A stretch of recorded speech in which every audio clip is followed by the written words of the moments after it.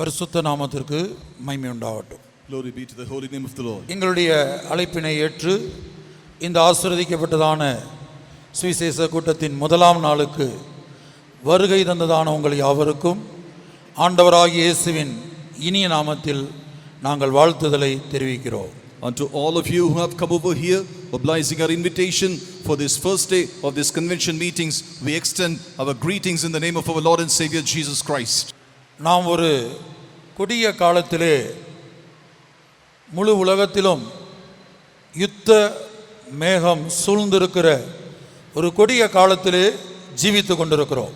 We are living in perilous times where entire world is covered by the clouds of war. கடந்த ஒரு வருடத்திற்கும் மேலாக நீங்கள் அறிந்திருக்கிறபடி Israel தேசத்திலே ஒரு பெரிதான யுத்தம் தொடர்ந்து நடந்து கொண்டே இருக்கிறது. As all of you know, for more than a year a war has been going on in the land of Israel. உலக ஜனங்களை பொறுத்தவரையிலும் இந்த யுத்தம் ஒரு செய்தியாக மாத்திரமே அவர்களுக்கு காணப்படுகிறது. As far as the people of the world are concerned, this war is just a news. ஆனால் தேவ ஜனங்களாகிய நாம் இந்த யுத்தத்தை நோக்கி பார்க்கும்போது நம்முடைய ஜீவியத்தின் முடிவை குறித்து சிந்திக்க வேண்டிய இடத்திலே கடந்து வந்திருக்கிறோம். We have come into such a state while we are the people of God. When we look at this war, we need to consider the end of our lives. ஏனென்றால் இந்த உலகத்தில் உள்ள எல்லா வல்லரசு நாட்டின் தலைவர்களும் இந்த இஸ்ரேல் யுத்தத்தை வைத்து அவர்கள் சொல்லி வருவது மூன்றாம் உலக மகா யுத்தம் எந்த நேரத்திலும் துவங்கலாம். The reason is all the leaders of the superpower nations considering this war of Israel, they say anytime third world war can break out. தேவனுடைய தீர்க்கதரிசன வசனங்கள் சொல்லுகிறது மூன்றாம் உலக மகா யுத்தத்துக்கு முன்பாக மணவாட்டி சபையை சேர்க்க இயேசு வருவார். Words of prophecy of the word of God says Jesus cometh in order to gather his bride even before the third world war breaks. இன்றைக்கு ஒரு வருடத்திற்கு மேலாக நடக்கிற இந்த இஸ்ரேல் யுத்தங்களை வைத்து பல உலக தலைவர்கள் ஆச்சரியப்படக்கூடிய காரியம், இது ஏன் இன்னும் மூன்றாம் உலக மகா யுத்தமாய் மாறவில்லை? இதுதான் எல்லாருடைய கேள்வியாக இருக்கிறது. Leaders of many nations across the globe have a question while they consider this war that's been going on in the land of Israel for more than a year, why it has not yet broken out into third world war. இது என்றைக்கோ மூன்றாம் உலக மகா யுத்தமாய் மாறி இருக்க வேண்டும். This should have actually become third world war long time ago. ஆனால் இன்றைக்கு வரைக்கும் அது ஏன் மூன்றாம் உலக மகா யுத்தமாய் மாறவில்லை என்று சொன்னால், ஆவியானவர், தடை செய்கிற ஆவியானவர், சபை நீங்களும் நானும் இன்னும் மணவாட்டியின் பூரணத்தை அடையாதபடியினால் தடை செய்து கொண்டிருக்கிறார். Why it has not turned out to be a third world war? The reason is it is the spirit of God, otherwise the spirit which hinders, because the church is not yet made ready. உங்கள் கரத்திலே இரண்டு படங்களை கொடுத்திருப்பார்கள். They would have given you two pictures into your hand. அதுல ஆபிரகாமுக்கு தேவன் வாக்குத்தத்தம் பண்ணின கானான் தேசம், அந்த கானான் தேசமானது இன்றைக்கு எப்படி இருக்கிறது என்கிறதை ஒரு படத்திலே நாம் பார்க்கிறோம். We see in one picture as to how the land of Canaan that was promised unto Abraham was when it was promised to Abraham, and now how it is. வாக்குத்தத்தம் பண்ணப்பட்ட கானான் தேசம் என்று ஆங்கிலத்திலே போடப்பட்ட படத்தை நீங்கள் பார்த்தீர்கள் என்றால், அங்கே Israel, Palestine, Lebanon, Syria, Jordan இந்த நாடுகளுடைய படம் இருக்கும். அந்த படத்தை பாருங்கள். While you consider the picture where it is depicted as the promised land Canaan, you can find these nations Israel, Palestine, Lebanon, Syria and Jordan. தேவன் ஆபிரகாமுக்கு வாக்குத்தத்தம் பண்ணின கானான் தேசம் இன்றைக்கு பல நாடுகளாக பிரிந்து காணப்படுகிறது. The land of Canaan the Lord had promised to Abraham is today divided into many nations. Israel தேசம் என்றும் பலஸ்தீனா தேசம், இஸ்ரேல் தேசம் முழுவதும் பலஸ்தீனா தேசம் முழுவதும் தேவன் ஆபிரகாமுக்கு வாக்குத்தத்தம் பண்ணின கானானாய் இருக்கிறது. The land of Canaan the Lord had promised unto Abraham comprises of entire land of Israel and the land of Palestine. அடுத்தபடியாக லெபனான், சிரியா, ஜோர்டான் இந்த மூன்று நாடுகளிலும் ஒரு பெரும் பகுதி, ஒவ்வொரு நாடுகளிலும் ஒவ்வொரு பகுதி கானான் ஆபிரகாமுக்கு தேவன் வாக்குத்தத்தம் பண்ணின கானானாய் இருக்கிறது. Major portion of the lands pertaining to Lebanon, Syria and Jordan also fall into the land of Canaan that was promised unto Abraham. இன்றைக்கு மொபைல் போன்ல முழு உலகத்தில் நடக்கிற செய்திகளை பார்க்கிற தேவ ஜனங்கள் இதை நீங்கள் அறிந்திருக்கலாம். தேவ ஊழியர்கள் இதை அறிந்திருக்க வாய்ப்பில்லை. ஏன்னா ஊழியர்கள் மொபைல் பயன்படுத்துறது இல்லை. ஆகவே நீங்க பார்த்தீங்கன்னு சொன்னா இந்த இடத்துல இஸ்ரேல் ஒரு தேசத்துக்கு விரோதமாக பலஸ்தீனா, லெபனன், சிரியா, ஜோர்டான் இவையெல்லாம் இப்போது இஸ்ரேலுக்கு விரோதமாக கிரியை செய்து கொண்டிருக்கிறது, யுத்தம் பண்ணி கொண்டிருக்கிறது. People of God who have been using mobile phones, you might have come across news wherein it is actually you can see against Israel, Palestine, Lebanon, Syria, Jordan, all these nations have been fighting a war over a year now. There is no chance for servants of God to come to know about this news because they don't use mobile phone. ஆபிரகாமுக்கு தேவன் வாக்குத்தத்தம் பண்ணின இந்த கானான் தேசம் இப்போது யுத்தத்திலே இந்த நாடுகள் எல்லாம் பற்றி எரிந்து கொண்டிருக்கிறது. தினந்தோறும் ஜனங்கள் மரித்துக் கொண்டிருக்கிறார்கள். This promised land of Canaan that was given unto Abraham, today it is full of war, it is filled with war, it is burning with war, and many people are dying every day. இதுவும் கூட ஒரு தீர்க்க தரிசனத்தின் நிறைவேறுதலாய் இருக்கிறது. This is also fulfillment of one prophecy. இன்றைக்கு இஸ்ரேலிலும் பலஸ்தீனாவிலும் லெபனானிலும் சிரியாவிலும் இப்படி பல நாடுகளில் ஜனங்கள் மரித்துக் கொண்டே இருக்கிறார்கள். ஜனங்கள் இருந்த இடம் இல்லாமல் போய் கொண்டிருக்கிறது. இது தேவன் உரைத்த ஒரு தீர்க்கதரிசனத்தின் நிறைவேறுதல். Today the war has been raging in Israel, Palestine, Lebanon and Syria, and here the lands are becoming barren without people where people are supposed to be. This is also one of the prophecies the Lord had prophesied and it was fulfilled. இப்போது இந்த கூட்டத்தினுடைய ஆரம்ப வசனத்தை நாம் இதுவரை வாசிக்கவில்லை, அதை இனிமேல் தான் வாசிக்க போகிறோம். அதற்கு முன்பாக இந்த தீர்க்கதரிசனத்தின் நிறைவேறலான வசனத்தை வாசிப்போம். செப்பனியா 2ஆம் அதிகாரம் 5ஆம் வசனம். Before we actually have not yet read the key verse for this meeting, but before that let us look into the prophetical word which actually is getting fulfilled. That is from the book of Zephaniah chapter 2 verse 5. சமுத்திரக்கரை குடிகளாகிய கிரேத்திற்கு ஐயோ, பெலிஸ்தரின் தேசமாகிய கானானே, கர்த்தருடைய வார்த்தை உனக்கு விரோதமாய் இருக்கிறது. இனி உன்னில் குடியில்லாதபடிக்கு உன்னை அழிப்பேன். பெலிஸ்தரின் தேசமாகிய கானானே, O Canaan, the land of the Philistines, கர்த்தருடைய வார்த்தை உனக்கு விரோதமாக இருக்கிறது. The word of the Lord is against you. இனி உன்னில் குடியில்லாதபடிக்கு உன்னை அழிப்பேன். அதாவது ஜனங்கள் இந்த தேசங்களிலே குடியிருக்க முடியாதபடிக்கு அவர்களை அழிப்பேன் என்பதுதான் கர்த்தருடைய வார்த்தையாக இருக்கிறது. It was the word of the Lord that he would like to destroy that land lest there be any inhabitant in that land. That means all these nations God would like to make them barren lands without inhabitants. இன்றைக்கு தேவன் ஆபிரகாமுக்கு வாக்குத்தத்தம் பண்ணின இந்த தேசங்கள் தான் இஸ்ரேலுக்கு விரோதமாக இந்த நாடுகள் எல்லாம் யுத்தம் பண்ணி கொண்டிருக்கிறது. ஒவ்வொரு நாடிலும் பல்லாயிரக்கணக்கான ஜனங்கள் அழிந்து கொண்டிருக்கிறார்கள். அந்த நாடுகளுடைய மக்கள் தொகையே மிகவும் குறைவுதான். அநேக ஜனங்கள் இந்த ஒரு வருடத்துக்குள்ளாக மரித்திருக்கிறார்கள். All these lands have been fighting their war against the promised land of Canaan that was given unto Abraham, against Israel. Actually, in fact, all these lands have very little population. The population is very meager. Over and above that, over the past 1 year, thousands and thousands of people have died in this war. இனி இரண்டாவது தேவன் வாக்குத்தத்தம் பண்ணின இந்த பெலிஸ்தரின் தேசமாகிய கானானை குறித்த இரண்டாவது முக்கியமான தீர்க்கதரிசனம் என்னன்னா, ஜனங்கள் முற்றிலும் அழிக்கப்படுவது மாத்திரமல்ல, இந்த தேசங்களுடைய பரப்பளவு அது குறைந்து குறைந்து குறைந்து வரும். This is not only the prophecy that the Lord had prophesied given us a prophecy against the land of the Philistines, the Canaan, but he not only the population will go down, the inhabitants will not be there. At the same time, the area of that nation will also come down. Those nations will come down. இந்த தேசத்துக்கு பின்னாடி உள்ள படத்துல நீங்க பார்க்கிறீங்க, அந்த பலஸ்தீனா தேசம் எப்படி படிப்படியாக குறைந்து வருகிறது என்று மேப்ல காண்பிக்கப்பட்டிருக்கிறது. இன்றைக்கு நம்முடைய நாட்களில் அதை விட அழிந்து கொண்டிருக்கிறது. If you can actually turn your the sheet given in your hands to the other side and see how you can see as to how that land is shrinking in area ever since actually it was formed and now today how it is. இதை பற்றிய தீர்க்கதரிசன வசனம் ஏசாயா தீர்க்கதரிசன புத்தகம் 14ஆம் அதிகாரம் 31ஆம் வசனம். Isaiah chapter 14:31 is the prophetical word for this.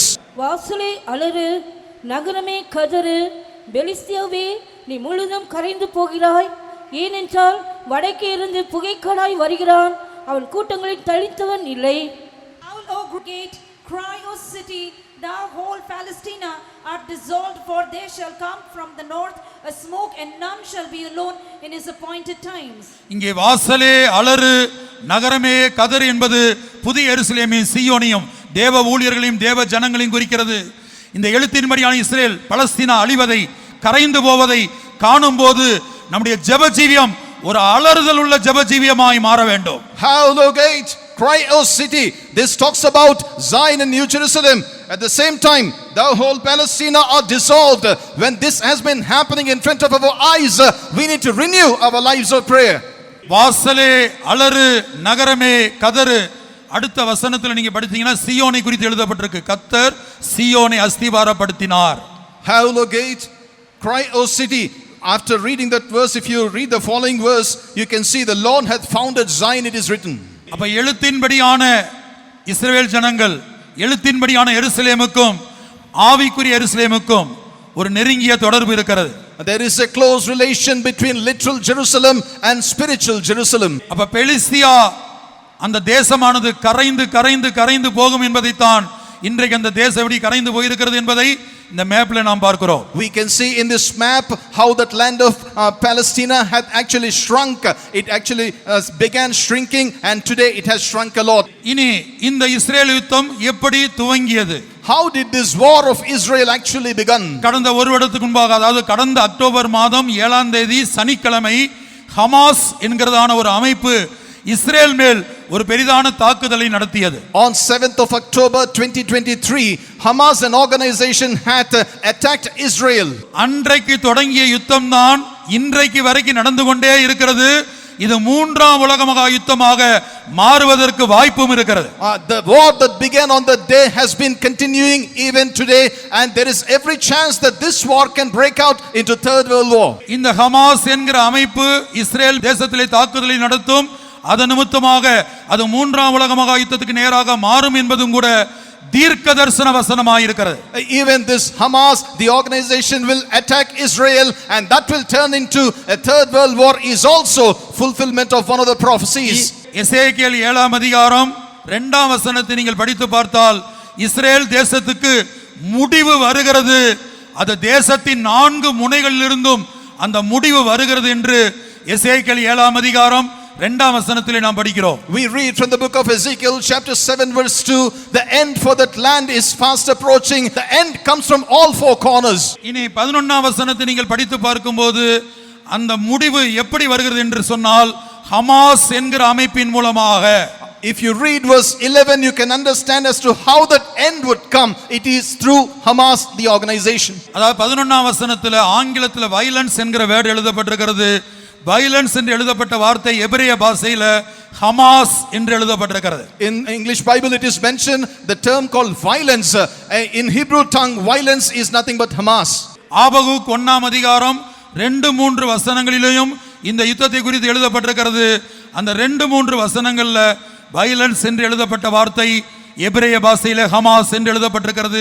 இப்படியாக சத்திய வேதத்திலே 60 இடங்களிலே ஹமாஸை குறித்து எழுதப்பட்டிருக்கிறது. In the book of Habakkuk chapter 1 verses 2 and 3 also this term violence is written. Wherever this violence is written, that actually stands for Hamas. In the Bible about 60 places this violence term is used. எசேக்கியேல் 7ஆம் அதிகாரத்திலே நாம் மூன்றாம் உலக மகா யுத்தத்தை பற்றிய தீர்க்கதரிசனத்தையும் மகா உபத்திர காலத்தை பற்றிய தீர்க்கதரிசனத்தையும் மணவாட்டி சபையை பற்றிய தீர்க்கதரிசனத்தையும் நாம் படிக்கிறோம். We read about this third world war and the great tribulation and about the bridal church. All the prophecies meant for that we can read from the book of Ezekiel chapter 7.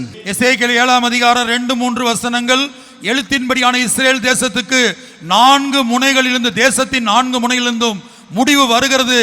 அந்த வார்த்தை இன்றைக்கு நம்முடைய நாட்களில் நிறைவேறி இருக்கிறது.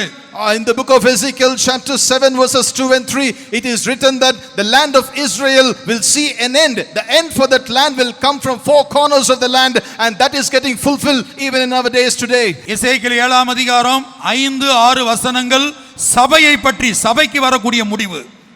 Ezekiel chapter 7 verses 5 and 6 talk about the end that comes onto the church. எழுத்தின்படியான Israel தேசம் முற்றிலுமாய் அழிக்கப்படுவதற்கு முன்பாக கர்த்தர் சபைக்கு ஒரு முடிவை உண்டாக்குகிறார். அதுதான் சபையானது ரகசிய வருகையிலே ஒரு கூட்டத்தார் எடுத்துக்கொள்ளப்படுகிறார்கள், ஒரு பெருங்கூட்டத்தார் கைவிடப்படுகிறார்கள். இதுதான் சபையின் முடிவு. And before the Lord puts a total end to the land of Israel, the Lord would like to put an end to the bridal church.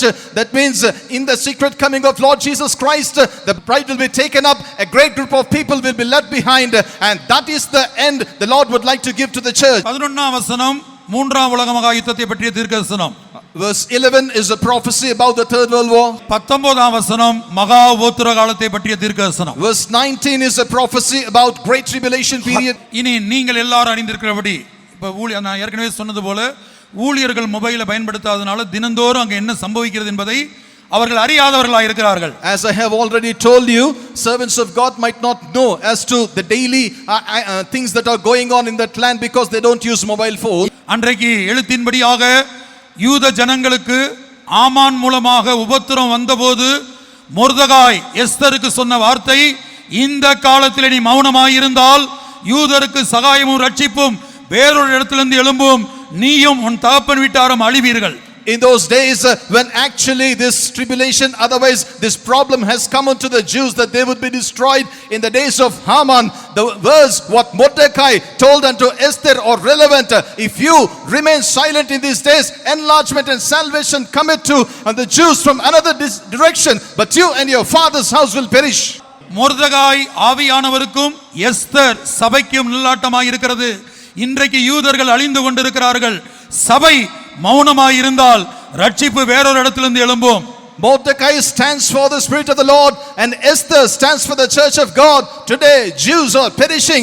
If church remains quiet, Jews will get their enlargement and deliverance from some other direction. இனி இந்த 4 நாட்களும் இந்த ID Ramurthy நகர் மீட்டிங்காக கர்த்தர் கொடுத்த தூதுக்குள் நாம் பிரவேசிப்போம். Now let us enter into the message the Lord hath given for these 4 days for this Ramurthy Nagar's area or this convention. இதுதான் தேவனுடைய தூதாக இருக்கிறது. இங்கே கடந்து வந்திருக்கிற ஒவ்வொரு தேவனுடைய பிள்ளைக்கும் தேவன் கொடுக்கிற தூது. This is the message of God. Lord would like to give unto every child of God who had come here.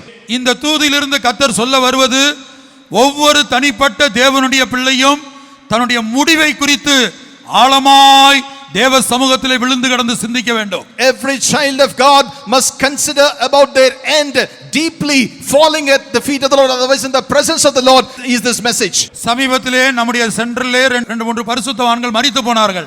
Recently in our center 2-3 saints rested in the Lord. நாம் எல்லாரும் அதை அறிந்திருக்கிறோம். All of us know about them. ஆனால் அவர்கள் மரித்து போவார்கள் என்பது, அன்றைக்கு அவருடைய முடிவு வருவது என்பது அவர்களுக்கும் தெரியாது, நமக்கும் தெரியாது. They don't know, nor we know that on that particular day their end would come. எந்த நேரத்திலும் ஒரு மனிதனுக்கு மரணம் வரும். ஆகவே ஒவ்வொரு நாளும் ஒரு மனிதன் தன்னுடைய முடிவை குறித்து சிந்திக்க வேண்டும். Death can come to man at any point of time. Therefore, each and every day a man is supposed to consider about his end seriously. கர்த்தராகிய இயேசு கிறிஸ்து ஒரு சந்தர்ப்பத்திலே ஐஸ்வர்யவானை பார்த்து, மதிகேடனே, இன்றைக்கு உன்னுடைய ஆத்துமா உன்னிடத்திலிருந்து எடுத்துக்கொள்ளப்பட்டால் நீ சேகரித்தவைகள் யாருடையதாகும்? On one day, Lord Jesus Christ, looking unto a rich man, said like this, "Oh rich man, tonight if your soul is taken away, whatever you have earned, to whom it will pertain to?" எவனொருவன் தன்னுடைய முடிவை குறித்து ஒவ்வொரு நாளும் ஆண்டவருடைய பாதத்திலிருந்து சிந்திக்காமல் இருக்கிறானோ அவனை இயேசு மதிகேடனே என்று அழைக்கிறார். Whoever is that person who doesn't fall at the feet of the Lord and consider about his end each and every day, Jesus calls him as a fool. இப்போது நாம் கர்த்தர் கொடுத்த தூதுக்குள்ள பிரவேசிப்போம். வெளிப்படுத்தின விசேஷம் 16ஆம் அதிகாரம் 15ஆம் வசனம். Now let us enter into the message the Lord hath given unto us. Let us turn our Bibles to the book of Revelation chapter 16 and verse 15. இதோ திருடனை போல் வருகிறேன், தன் மானம் காணப்படத்தக்கதாக நிர்வாணமாய் நடவாதபடிக்கு விழித்துக்கொண்டு தன் வஸ்திரங்களை காத்துக் கொள்கிறவன் பாக்கியவான். Behold, I come as a thief. Blessed is he that watcheth and keepeth his garments, lest he walk naked and they see his shame.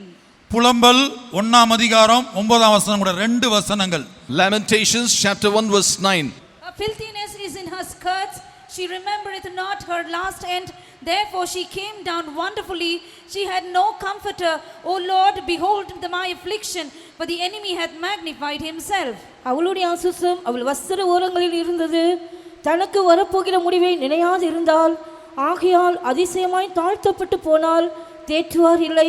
கர்த்தாவே, என் சிறுமையை பாரும், பகஞ்சன் பெருமை பாராட்டினானே. எழுத்தின்படியாக புலம்பல் 1ஆம் அதிகாரம் நீங்க 8ஆம் வசனத்தை பார்த்தீங்கன்னா அது யாரை குறித்து சொல்றாருன்னா, இந்த அவள்ங்கிறது யாருன்னா எருசலேம். Lamentations chapter 1 verse 8, if you read that, you will understand as to about whom the Lord is mentioning. It is about Jerusalem. நீங்க சகரியா 2ஆம் அதிகாரம் 5ஆம் வசனத்திலையும் எருசலேமை குறித்து ஆண்டவர் மூல பாஷையில அவள் என்று மென்ஷன் பண்ணியிருப்பதை பார்க்கலாம். ஆங்கில பைபிள்ல அதை பார்க்கலாம். தமிழ்ல அதற்குன்னு இருக்குது. ஆங்கில பைபிள்ல நீங்க பாத்தீங்கன்னா அவள், சகரியா 2:5. In the book of Zechariah chapter 2 verse 5, the Lord was addressing Jerusalem as she. That is only written in the English translation. For I say, the Lord will be unto her a wall of fire round about, and will be the glory in the midst of her. போதும், அவள் என்று இங்கே சொல்லப்பட்டிருக்கிறது. Here it is addressed as her. சபை ஒரு ஸ்திரீக்கோப்பாக சொல்லப்பட்டிருக்கிறாள். வெளிப்படுத்தல் 12ஆம் அதிகாரம் முதல் வசனம்.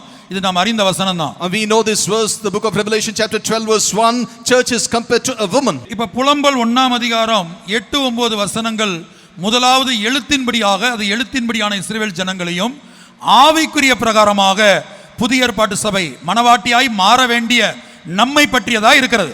Lamentations 1 verses 8 and 9, first it pertains to literal Jerusalem, and second it pertains to we the people of God, spiritual children who are supposed to become the bride of the Lord, and it is pertaining to us as well. இப்ப இந்த இடத்துல அபிஷேகம் பண்ணப்பட்ட சபையில பெரும்பான்மையான ஊழியர்கள், பெரும்பான்மையான தேவ ஜனங்கள் தனக்கு வரக்கூடிய முடிவை குறித்து அவர்கள் சிந்திப்பதே இல்லை. Here in this part we read about the church, the New Testament church, wherein majority of the servants of God and majority of the people of God, they don't consider about their end at all. ஆகவே தான் சபை என்கிற ஸ்திரீல ஒரு ஆண் பிள்ளை எடுத்துக்கொள்ளப்பட்டு அந்த ஸ்திரீ வனாந்தரத்துக்கு ஓடி போனால் அது சபை கைவிடப்பட்டது என்று நாம் படிக்கிறோம். Therefore about the woman, the church, while we read a victorious mansion only is caught up, but the woman is left behind, and she ran into the wilderness, and that left behind woman is nothing but left behind church. முதலாவதாக நான் வாசித்த அந்த வசனம் வெளிப்படுத்தல் 16:15ல ஆண்டவர் என்ன சொல்கிறார்? இதோ திருடனை போல வருகிறேன். What does the Lord say from the first verse that we read, Revelation chapter 16 verse 15, behold I come as a thief. ரகசிய வருகையிலே நாம் எடுத்துக்கொள்ளப்படுவதற்கு பல தகுதிகள் நாம் அடைய வேண்டும். அதை பற்றி நம்ம பல விதங்கள்ல வேத பாடத்துல கேள்விப்பட்டிருக்கிறோம். We need certain worthinesses, otherwise certain qualifications in order to be caught up at the secret coming of the Lord. We might have heard about them in so many Bible studies. ஆனா வாசிக்க கேட்ட வசனத்துல ரகசிய வருகையிலே நாம் ஆண்டவரை சந்திக்க வேண்டுமானால், திருடனை போல வருகிற இயேசுவை நாம் முகமுகமாய் சந்திக்க வேண்டுமானால் நம்முடைய வஸ்திரங்கள் பாதுகாக்கப்பட வேண்டும். நாம் நிர்வாணமாய் இருக்க கூடாது. We should not be seen naked, and our garments must be kept safe if we would like to meet our Lord Jesus Christ, who comes like a thief at his secret coming, is what we read in this particular verse. வஸ்திரங்களை காத்துக்கொள்ளுகிறது ஒரு அனுபவம், நிர்வாணம் உண்டாகாமல் காத்துக்கொள்கிறது வேறொரு அனுபவம். Keeping one's garments is one experience, that their nakedness might be covered, they keep their garments, that is another experience. இனி நாம் வாசித்த புலம்பலுக்கு வரும்போது, now while we come back to the Lamentations that we read, இங்கே அந்த ஸ்திரீ என்கிற அந்த சபையில அவங்களுடைய வஸ்திரம், ஜீவியமாகிய வஸ்திரம் என்பது ஜீவியத்தை காட்டுகிறது. ஜீவியமாகிய வஸ்திரத்துல அசுத்தம் காணப்பட்டது. Here in that woman, the church, filthiness was found in her garment. That means garment stands for life. அப்ப தன்னுடைய ஜீவியமாகிய வஸ்திரம் அசுத்தமாய் இருப்பதையோ, இப்படி அசுத்தமாய் இருந்தால் திருடனை போல வருகிற இயேசுவை என்னால் சந்திக்க முடியாதே என்கிற தவிப்போ, ஏக்கமோ, பயமோ இந்த சபை என்கிற ஸ்திரீக்குள் இல்லை. This woman, the church, lacks this kind of anxiety or fear or sighing, saying, if this kind of a filthiness is found in my life, the garment, I will not be able to meet Jesus when he comes. ஆகவே அங்கே படிக்கிறோம், அவள் தனக்கு வரப்போகும் முடிவை நினையாது இருந்தபடினால அதிசயமாய் தாழ்த்தப்பட்டு போனாள் என்று சொன்னால், பூமியின் தாழ்விடங்கள்ல பாதாள வரைக்கும் அவள் போகக்கூடியவளாய் மாறினாள். சபையில் ஒரு பெருங்கூட்டம் பாதாளத்துக்கு, புறமான இருளுக்கு போகக்கூடியவர்களாய் மாறுகிறார்கள். Here it is mentioned, she remembereth not her last end, therefore she came down wonderfully. That means she was almost drawn up to the hell, downmost parts of the hell. Even so, a great group of people who will be left behind, they will also be drawn towards the lower parts of the hell and into the outer darkness. இப்ப நான் என்னை ஒரு உதாரணமாய் வைக்கிறேன், மற்றவர்களை சொன்னால் துக்கப்படுவார்கள். என்னை ஒரு உதாரணமாக வைக்கிறேன். Now I'll keep myself as an example, because if I quote others, they will be grieved. இப்ப என்னுடைய ஜீவியத்துல நான் நாளைக்கு செய்ய வேண்டிய ஊழியம், அடுத்த மாதம் செய்ய வேண்டிய ஊழியம், எழுத்தின்படியாக ஃபெய்த் ஹோம்ல செய்ய வேண்டிய ஊழியம், ஆவிக்குரிய ஊழியங்கள், அடுத்த மாசம் அடுத்த வருஷம், இப்படி இதை குறித்து ஊழியத்தையும் ஜனங்களையும் மற்ற காரியங்களையும் குறித்து கவலைப்பட்டு நான் ஜீவித்துக் கொண்டிருக்கிறேன் என்று வைத்துக் கொள்ளுங்கள். Let us say I've been living getting worried about tomorrow's ministry, next month's ministry, otherwise the ministry I'm supposed to do next year, and about the people of the church, about the ministries, daily ministration in the church and things like that. இந்த வேத வசனத்திலிருந்து ஆவியானவர் என்னிடத்தில் எதிர்பார்ப்பது என்னவென்றால், ஒவ்வொரு நாளும் தினந்தோறும் ஒருவேளை இன்றைக்கு நான் மரித்து போனால், ஒருவேளை இன்றைக்கு இயேசு திருடனை போல வந்தால், அவரை சந்திக்க என் ஜீவியமாகிய வஸ்திரம் சரியாய் இருக்கிறதா என்பதை நான் நினைத்து பார்க்க வேண்டும். What the Spirit of the Lord expect from me from this verse is, today if I die, otherwise if today Lord Jesus Christ comes as a thief, how is my garment? Is my garment clean without any filthiness that makes me worthy to be me Jesus when he comes as a thief? That's what exactly the Spirit of the Lord is expecting. ஆகவே இந்த 4 நாட்களும் கொடுக்கப்படுகிறதான இந்த தேவனுடைய தூதுடைய நோக்கம் என்னவென்றால், நம்முடைய முடிவை குறித்து நாம் ஒவ்வொரு நாளும் சிந்திக்க வேண்டும். அது வஸ்திரத்தை பற்றியதாக இருக்க வேண்டும். Therefore the conclusion of the message the Lord is going to give unto us over these 4 days is, we should be careful about our garment, we should think about our end. கர்த்தருடைய பரிசுத்த நாமத்துக்கு மகிமை உண்டாகட்டும். Glory be to the holy name of the Lord. இப்போ இந்த நாட்களில் முதலாவதாக நம்முடைய ஜீவியத்தில் இப்போ நம்ம உடுத்தி இருக்கிற வஸ்திரம் என்ன என்பதை நாம் பகுத்தறிய வேண்டும். First we must discern and know as to what is the garment that we have put on today in our lives. தேவனுடைய ஜனங்களாகிய நாம் அறிந்தோ அறியாமலோ சில வஸ்திரங்களை நம்முடைய ஜீவியத்திலே நாம் உடுத்தி இருக்கிறோம் பல வருடங்களாக. For many years we the people of God have been wearing different kinds of clothing or garments, knowingly or unknowingly. அந்த வஸ்திரங்களை நாம் களைந்து போட்டால் மட்டும்தான் தேவன் நமக்கு கொடுக்கிற வஸ்திரங்களை நாம் உடுத்திக் கொள்ள முடியும், தரித்துக் கொள்ள முடியும்.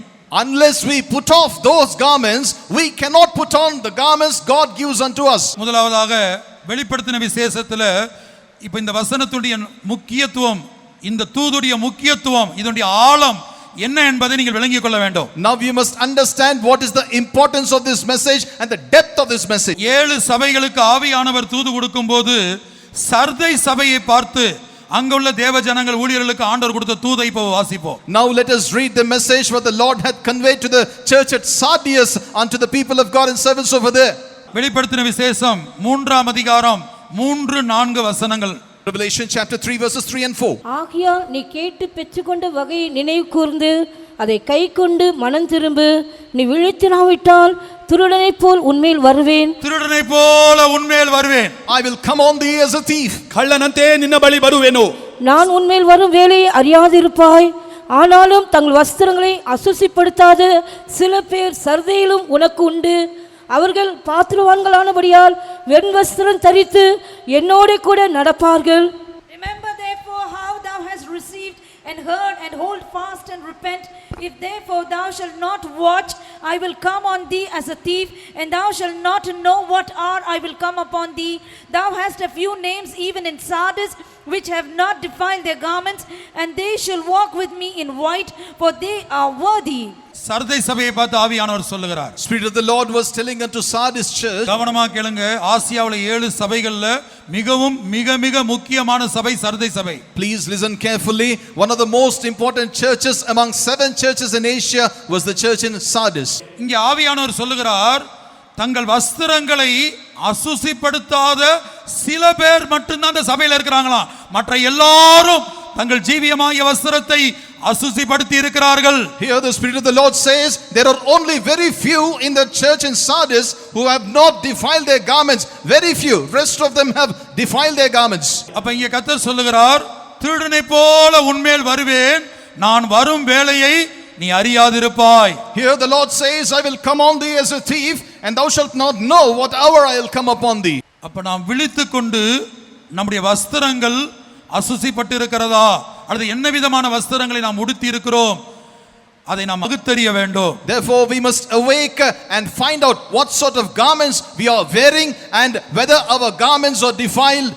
We must discern that. இன்றைக்கு நம்மில் பலருடைய ஜீவியத்திலே நாம் அறிந்தோ அறியாமலோ நாம் தரித்து கொண்டிருக்கிற 4 முக்கியமான வஸ்திரங்களை, அதாவது நாம் களைந்து போட வேண்டிய 4 முக்கியமான வஸ்திரங்களை குறித்து நான் சொல்லுகிறேன். Now I would like to talk about 4 important garments we are wearing in our lives, knowingly or unknowingly, and these we ought to put off.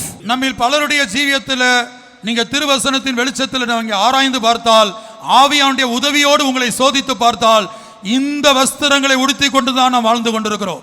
We have been living wearing these kind of garments. If you can check and examine your life in the light of the word of God and with the help of the Holy Spirit. முதல் வஸ்திரம் இரத்தத்தால் கரைப்பட்டு இருக்கிற வஸ்திரம். First garment is garment that is stained by blood. நான் மறுபடியும் சொல்லுகிறேன், வஸ்திரம் என்பது எழுத்தின்படியான இந்த வஸ்திரம் அல்ல, நம்முடைய ஜீவியத்தில் உள்ள சுபாவங்களை காட்டுகிறது. I repeat, when I say garment, it is not the literal garment that we are wearing. It talks about the natures or characters that are in our life. இரத்தத்தால் கரைப்பட்டிருக்கிற வஸ்திரம், நம்முடைய ஜீவியமாகிய வஸ்திரம் குற்றமில்லாத பல மனிதர்களுடைய ஊழியர்களா இருக்கலாம், விசுவாசிகளா இருக்கலாம், இப்படி குற்றமில்லாதவர்களுக்கு விரோதமாய் பேசி கிரியை செய்து அவர்களை பகைத்து அவர்களுக்கு தீமை செய்து நம்முடைய ஜீவியம் குற்றமில்லாத இரத்தத்தால் நிறைந்திருக்கிறது. Our life is filled with innocent blood because we have hated many, we have actually have enmity with many, we spoke against many.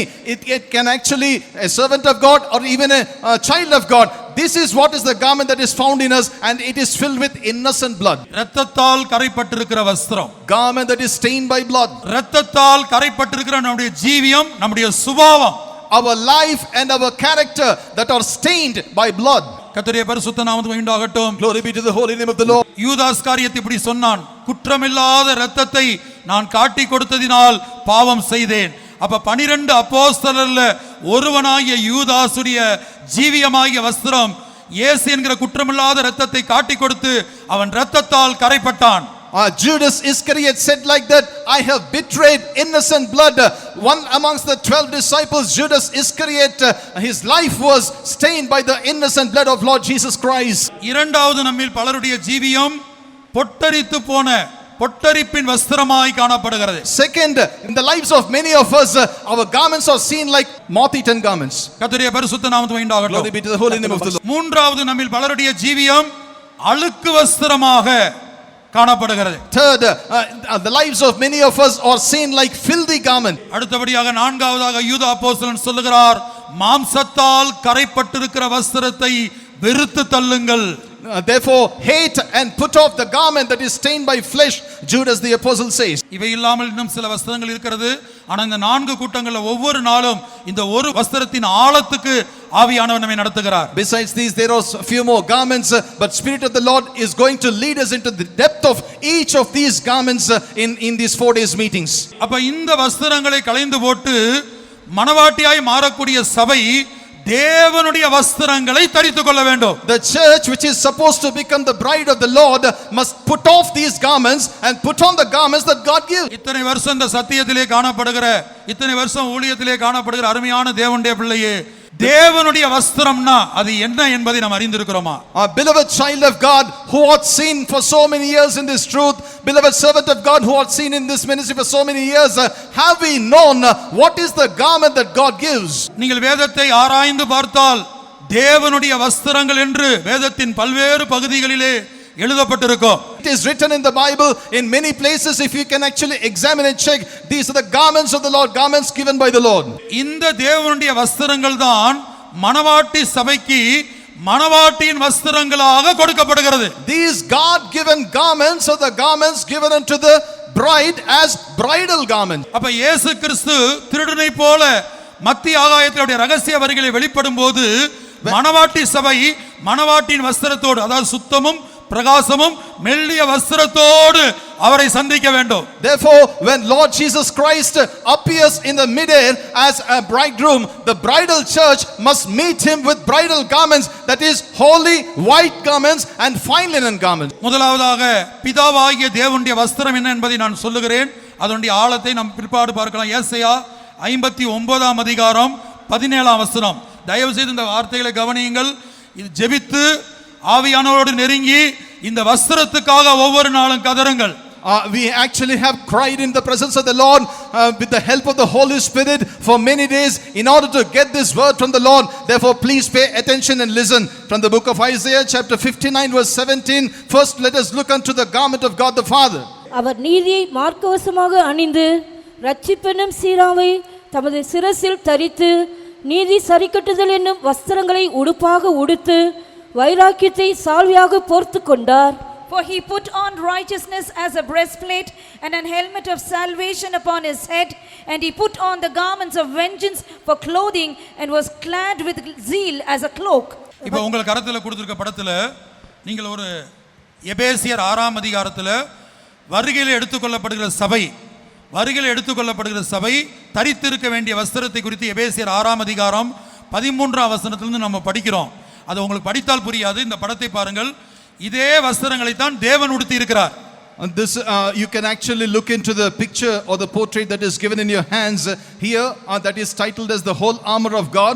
From Ephesians chapter 6 verses 13 onwards, if we read, we can read about this garment that actually the church which is supposed to be caught up must possess or put on. God hath given that garment. ஏசாயா தீர்க்கதரிசன புத்தகம் 42 அதிகாரம் 13 வசனத்தை வாசிக்கும்போது, while we read from the book of Isaiah chapter 42 verse 13, கர்த்தர் பராக்கிரமசாலியைப் போல் புறப்பட்டு யுத்த வீரனைப் போல் வைராக்கியம் உண்டு முழங்கி கெர்ச்சித்து தம்முடைய சத்துருக்களை மேற்கொள்ளுவார். The Lord shall go forth as a mighty man, he shall stir up jealousy like a man of war, he shall cry, yea, roar, he shall prevail against his enemies.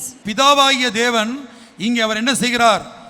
ஒரு யுத்த வீரனை போல வஸ்திரங்களை உடுத்தி இருக்கிறார் என்று நாம் பார்க்கிறோம். Here we see God the Father like a mighty man of war, he is clad with certain garments.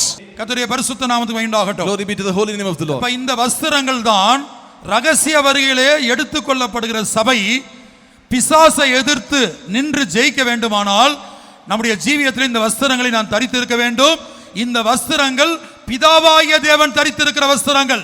These garments even God the Father hath put on himself, and even the church which needs to be caught up at the secret coming of the Lord, prevailing against all the attacks of the devil, must also be clad with the same garments. ஏசாயா தீர்க்கதரிசன புத்தகம் 59 அதிகாரம் 17 வசனத்தில் அவர் நீதியை மார்க்கவசமாக அணிந்து இரட்சிப்பென்னும் தலைச்சீராவை தரித்து சிரசில் தரித்து, for he put on righteousness as a breastplate and an helmet of salvation upon his head, is what we read from the book of Isaiah chapter 59 verse 17. அடுத்தவுடைய வஸ்திரம் என்ன? Next, what is that garment? பழிவாங்குது. ஆங்கிலத்தில் vengeance இருக்குன்னு நினைக்கிறேன். பழிவாங்குதல், அதாவது பழிவாங்குதல் தான், சத்துருக்களை பழிவாங்குவது தான் அவருடைய வஸ்திரமாக இருக்கிறது. தமிழ்ல நீதியை சரி கட்டுதல் இருக்குது. ஆனா மூல பாஷையிலும் ஆங்கிலத்திலும் பழிவாங்கக்கூடிய சுபாவம். யாரை? சத்துருக்களை, பொல்லாத ஆவிகளை, மனிதனை அல்ல, பொல்லாத ஆவிகளை பழிவாங்குவதுதான் பிதாவின் வஸ்திரம்.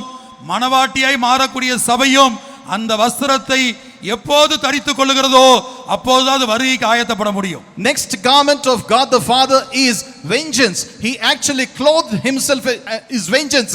Vengeance means not against man, but it is against evil spirits and against the evil spirits and the devil. So even the church which is supposed to be caught up and which needs to become bridal church must also have this garment of vengeance against evil force. அப்ப இதுதான் பிதாவின் வஸ்திரங்கள். இந்த வஸ்திரங்கள் சபை தரிக்க வேண்டும். These are the garments of God the Father, and church also must be clad with these garments. இப்ப எழுத்தின்படியான இஸ்ரேலுக்கு 4 முனைகளிலிருந்து முடிவு வருகிறது. Now unto literal Israelite end comes from 4 corners. உங்களுக்கு கருத்துல கொடுத்த படத்துல பாருங்க எப்படி இந்த இஸ்ரேல் யுத்த களமாக மாறி இருக்கிறது, எப்படி கட்டடங்கள் தகர்க்கப்பட்டு மனிதர்கள் மரித்து இருக்கிறார்கள். You can actually look in the portrait that is given in your hands as to how the land of Israel had become a battlefield and how actually the destruction destruction is raging. எசேக்கியேல் 7ஆம் அதிகாரம் 5-6 வசனத்தில் சபைக்கு வரக்கூடிய முடிவு, சபைக்கு வரக்கூடிய தீங்கு என்று படிக்கிறோம். We read about the end that comes onto the church as the evil that comes to the church from the book of Ezekiel chapter 7 verses 5 and 6. சபைக்கு வரக்கூடிய முடிவு, சபைக்கு வரக்கூடிய தீங்கு, ரெண்டு காரியம். Two things, the end that comes to the church, evil that comes to the church. அப்ப சபையாகிய நமக்கு 4 முனைகள்ல யுத்தம் வருகிறது. அது எபேசியர் 6:12. பிசாசின் 4 வல்லமைகள் தினந்தோறும் நாம் பூரணத்தை குறித்து சிந்திக்காதபடி, இயேசுவை போல மாறணும், அவருடைய ரகசிய வரிகள் எப்படியாவது எடுத்துக்கொள்ளப்படணும் என்பதை சிந்திக்காதபடி பிசாசின் 4 வல்லமைகள் நம்மோடு தினந்தோடு போராடி கொண்டிருக்கிறது. Unto the church, otherwise against us, from four corners devil had been fighting daily, lest we think about a perfection, lest we think about being caught up at the coming of the Lord. And these four corners are nothing but four forces of the devil that we read from the book of Ephesians chapter 6:12. நான் மிகுந்த மனத்தாழ்மையோடு கேட்கிறேன். இப்போ இந்த நாள்ல காலையில இருந்து இப்போ மணி 8 ஆகிறது. இந்த நொடிப்பொழுது வரையிலும் நான் எப்படி இயேசுவினுடைய பரிசுத்தத்தை அடைவேன், எப்போது அடைவேன், நான் எப்போது இயேசுடைய தாழ்மையை பெற்றுக்கொள்வேன், எப்போது இயேசுடைய விசுவாசத்தின் பூர்ணம், எப்போது இயேசுவை போல தேவசித்தம் செய்வேன், எப்போது நான் இயேசுவை போல ஜெபிக்கிறவனா மாறுவேன்.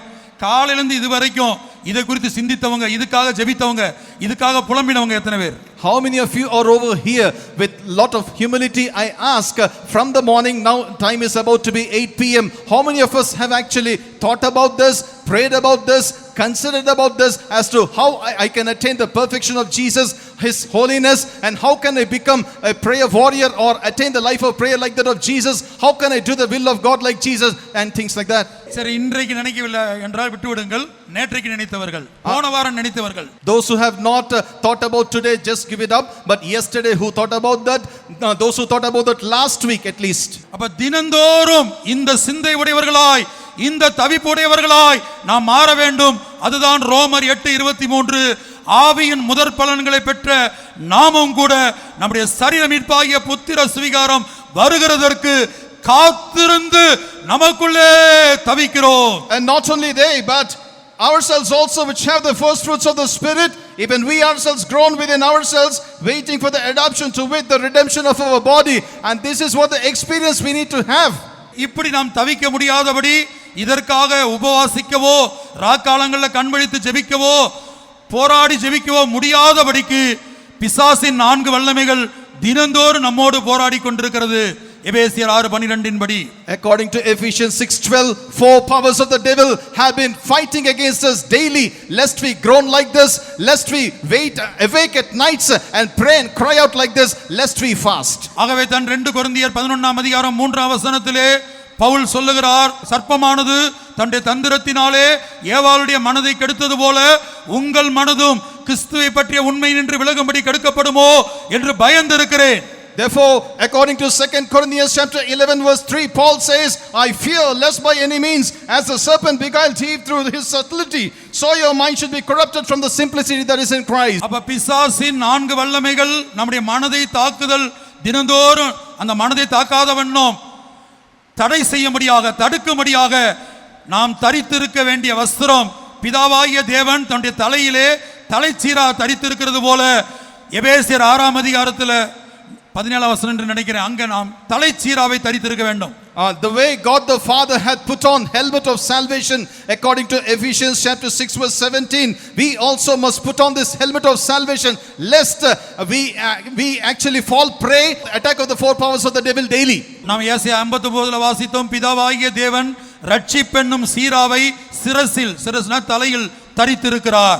God the Father hath put on this helmet of salvation, is what we read from the book of Isaiah chapter 59 verse 17. எபேசியர் 6ஆம் அதிகாரம் 17ஆம் வசனத்திலே மனவாட்டியாய் மாறக்கூடிய சபை அல்லது ரகசியவர்கள் எடுத்துக்கொள்ளக்கூடிய சபை அந்த தலைச்சீராவை, ரட்சண்யம் என்னும் தலைச்சீராவை தரித்திருக்க. அதான் ஆங்கிலத்தில் ஹெல்மெட். இந்த படத்தில் பாருங்க, ஒரு ஹெல்மெட் கொடுக்கப்பட்டிருக்கும். In that portrait a helmet is given.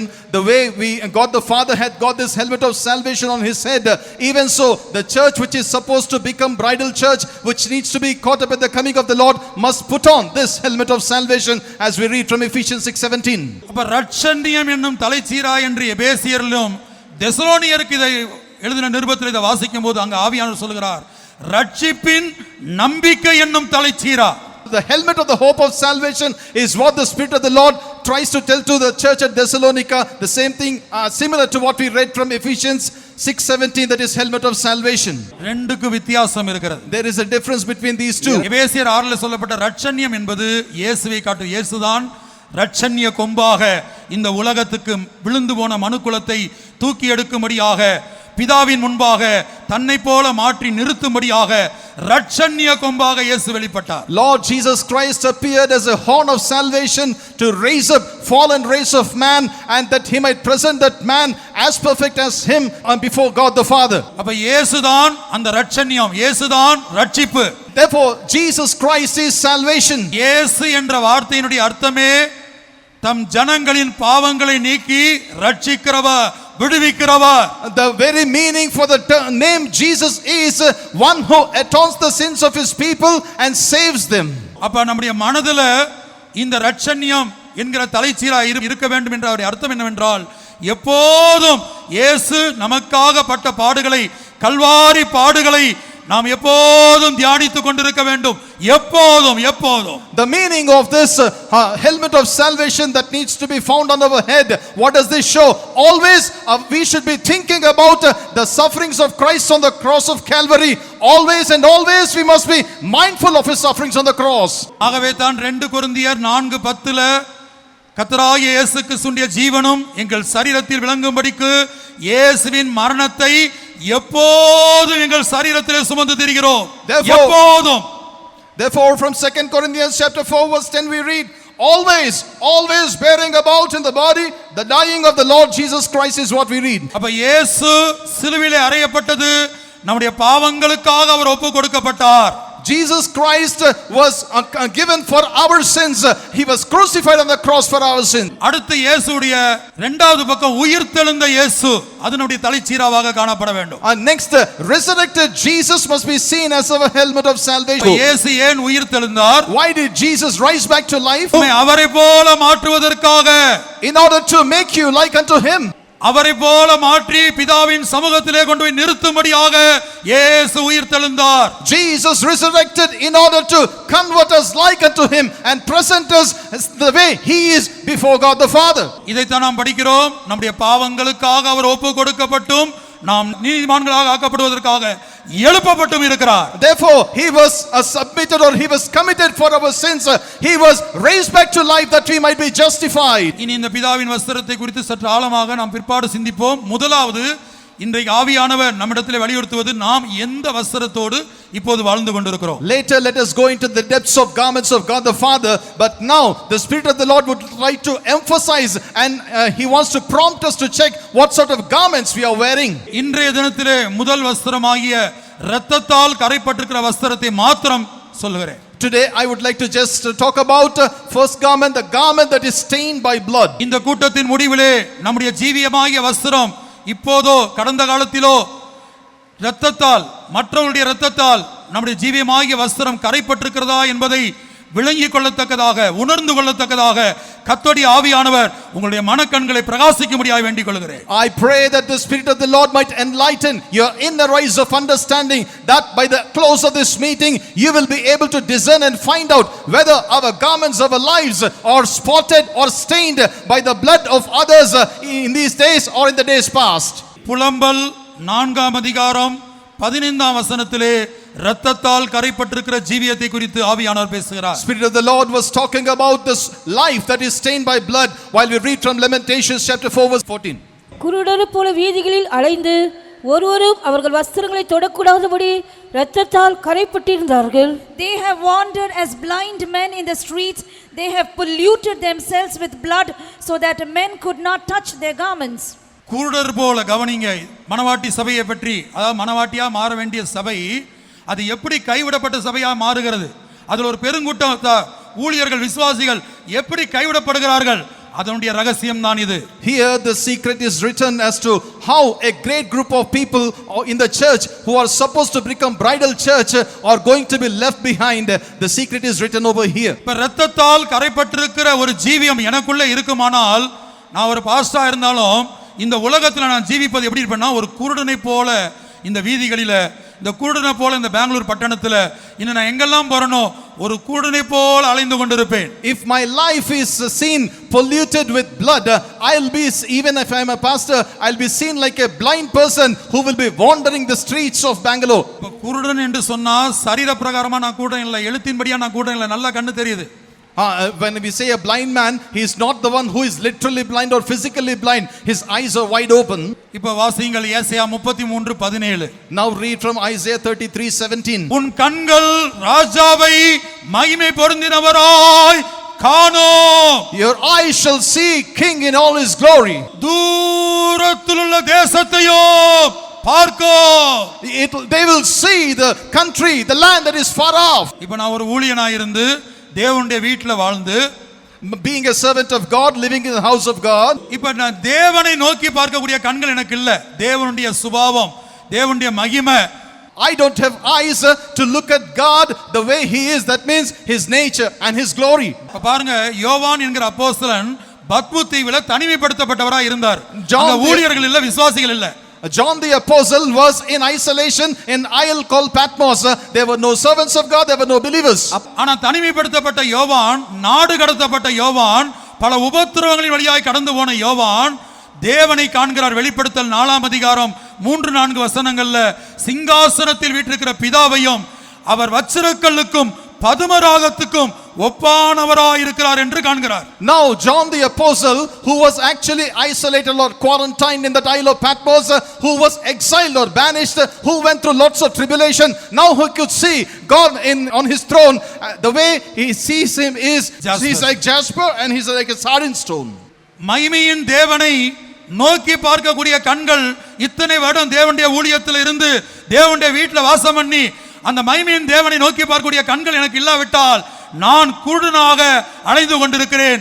அதற்கு காரணம் நான் உடுத்தி இருக்கிற இரத்தத்தால் கரைப்பட்டிருக்கிற வஸ்திரமே.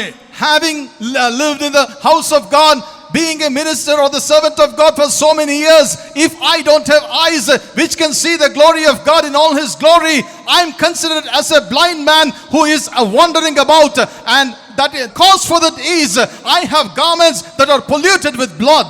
இத பாருங்க, ஏசாயா 59:2ல படிக்கிறோம். We read in Isaiah 59:2, உங்கள் அக்கிரமங்களே உங்களுக்கும் உங்கள் தேவனுக்கும் நடுவாக பிரிவினை உண்டாக்குகிறது.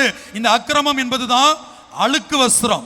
but your iniquities have separated between you and your God. This iniquity is nothing but filthy garment. சகரியா 3ஆம் அதிகாரத்துல பிரதான ஆசாரியனாகிய யோசுவா அழுக்கு வஸ்திரம் தரித்தவனாய் நின்றதாக ஒரு தரிசனத்தை பார்க்கிறோம். We see about a vision in the book of Zechariah chapter 3 that high priest Joshua was standing with filthy garments. அங்க அழுக்கு வஸ்திரத்துக்கு கொடுக்கப்பட்ட விளக்க ஆவிக்குரிய அர்த்தம் என்னவென்றால் அக்கிரம ஜீவியம் என்று கர்த்தர் சொல்லுகிறார். அக்கிரம ஜீவியம், Life of iniquity is the meaning, the spiritual meaning given unto that filthy garment over there. That's what the Lord says. அடுத்து உங்கள் பாவங்களே அவர் உங்களுக்கு செவிகொடாதபடிக்கு அவருடைய முகத்தை உங்களுக்கு மறைக்கிறது. Next, your sins have hid his face from you that he will not hear. இந்த பாவம் தான் இரத்தத்தால் கரைப்பட்டிருக்கிற வஸ்திரம். பாவத்தின் நிறம் என்ன தெரியுமா? சிவப்பு. இரத்தத்தின் நிறம் சிவப்பு, பாவத்தின் நிறம் சிவப்பு. Color of sin is red, even color of blood is red. These sins are nothing but the garments that are stained with blood. பாவத்தின் நிறம் சிவப்பு. The color of sin is red. இப்ப நீங்க பாத்தீங்கன்னா ஏசாயா தீர்க்கதரிசன புத்தகத்தில் உங்கள் பாவங்கள் இரத்தாம்பர சிவப்பாய் இருந்தாலும், உங்கள் பாவங்கள் இரத்தாம்பர சிவப்பாய் இருந்தாலும், even if your sins are red like crimson, you can read from the book of Isaiah. ஆகவே இரத்தத்தால் கரைப்பட்டிருந்தால் எத்தனை வருஷம் இந்த ஊழியத்தில் இருந்தாலும் மரண பரியந்தம் எனக்கு தேவனுடைய முகத்தை பார்க்க முடியாது, அவருடைய மகிமையை பார்க்க முடியாது, அவருடைய சுபாவத்தை பார்க்க முடியாது. இந்த பூமியிலே பார்க்க முடியாத நான் நித்தியத்திலே எப்படி பார்க்க போகிறேன்? Even if I have this red stained garments, I will not be able to see the face of God. I'll not be able to see the glory of God till my death. If I cannot see while I'm on this earth, how can I see him in eternity like that? இப்ப பழைய ஏற்பாட்டில் சில பக்தர்கள், மனசாட்சி கால பரிசுத்தவான்கள், நியாயப்பிரமாண கால பரிசுத்தவான்கள் பலரும் தேவனுடைய முகத்தை பார்த்திருக்கிறார்கள். In the Old Testament period, in the period of conscience and in the period of law, many Old Testament saints have seen the face of God. யோபுவின் புத்தகம் 42ஆம் அதிகாரத்திலே யோபு என்கிற பரிசுத்தவான் சொல்லுகிறார், என் காதினால் உம்மை குறித்து கேள்விப்பட்டேன், இப்பொழுதோ நான் என் கண் உம்மை காண்கிறது. அப்ப தேவனை அவருடைய கண்கள் கண்டபோது அது வரைக்கும் நான் நீதிமான், நான் பரிசுத்தவான், என்ன போல ஒருத்தரும் இல்ல என்று ஜீவித்து வந்த யோபு எப்போது தேவனை கண்டாரோ, அவருடைய மகிமையை கண்டாரோ, இப்போ சொல்லுகிறார், நான் என்னை அருவருத்து தூளிலும் சாம்பலிலும் இருந்து மனஸ்தாபப்படுகிறேன். Job, the man of God, while we read from the book of Job chapter 42, we read over there as to he saying, I have heard of thee by the hearing of the ear, but now mine eyes seeth thee. He was actually considering him as righteous till that point of time. But after he had seen him, now he says, wherefore I abhor myself and repent in dust and ashes. ஒரு பெண்ணுக்காக தேவனை மறந்து, தேவ சித்தத்தை மறந்து, தரிசனத்தை மறந்து 20 வருட காலம் ஒரு பெண்ணுக்கு பின்னாடி ஓடிக்கொண்டிருந்த யாக்கோபு, Jacob, who was running after a virgin woman for 20 long years, forgetting God, forgetting the vision of God, forgetting the will of God. ஒருவேளை நீங்கள் சிந்திக்கலாம், தேவனை முகமுகமாய் பார்ப்பதற்கு ரொம்ப பரிசுத்தம் இருந்தால்தான், ரொம்ப ஜெபஜீவியா இருந்தால்தான் என்னால் பார்க்க முடியும். You might think that if one is really holy, if one has really true prayer, life of prayer, only that person can see the face of God. You might think like that. என் தேவனை பார்க்க வேண்டும் என்கிற தவிப்பு இருந்தால் போதும். If you have a longing and a sighing saying, I must see the face of my God, that's enough.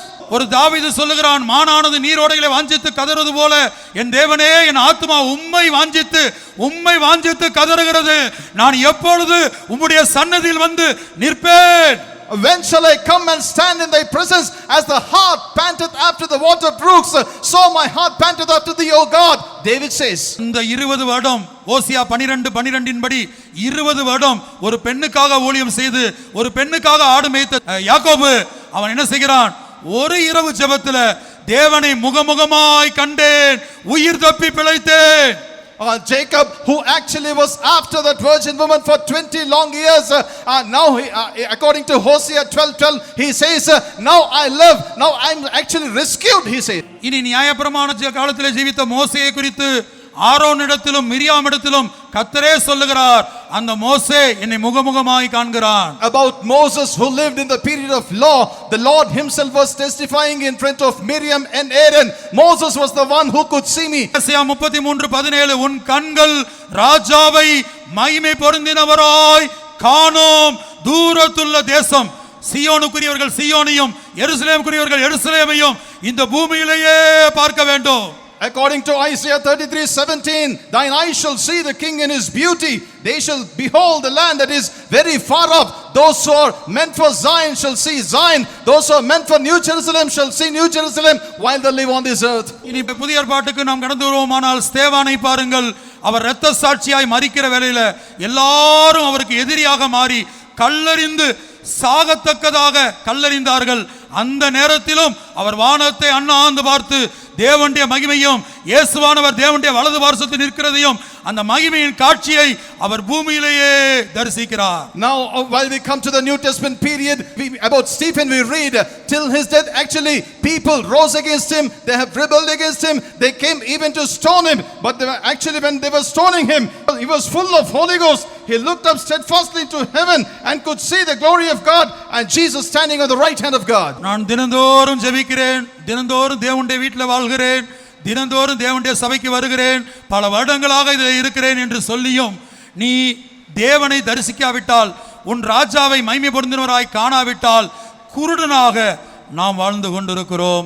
இரத்தத்தால் கரைப்பட்டிருக்கிற வஸ்திரம் நாம் உடுத்தி இருக்கிறோம். Even if you say that I've been living for so many years in the house of God, I come to the house of God, I pray daily, even if you say like this, if you cannot see the Lord in his glory, otherwise if you cannot see the Lord in all his beauty, you are still seen as a blind person. You have garments stained with blood.